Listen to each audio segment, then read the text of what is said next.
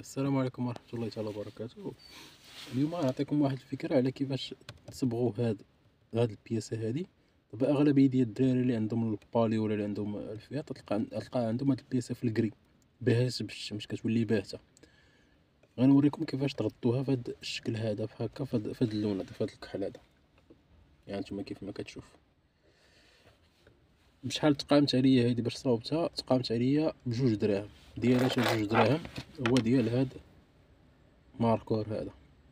هاد الماركور كنت لقيتو في واحد الجوطيه، خديتو بجوج دراهم. شريو اي ماركور كاين دابا عند مالين المكتبات، تقدروا تلقاوه ب5 دراهم ولا 7 دراهم. غتاخدو هداك اللي ما كيتمحاش، ماشي داك اللي كيتمحى ديال السبوره، غتاخدو هداك اللي ما كيتمحاوش. غتقول لي عطيني ماركور بيرمانون في الكحل بحال هكا. ها نتوما كنجي هنا وكنبدا نلون فيه بحال هكا، بحال هكا. نتوما كيف ما كتشوفوا انا راه ديجا كنت لونتها بهذا اللون هذا.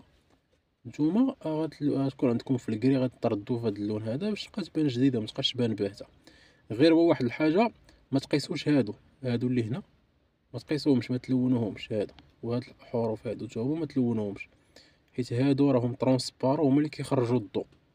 اللي كيكون شاعل كيخرج الضوء من هنا باش كيبانوا لك هاد الارقام وهاد الشيء هذا. وهادشي اللي كاين الخوت، وتهلاو تلاقاو في فيديو اخر ان شاء الله.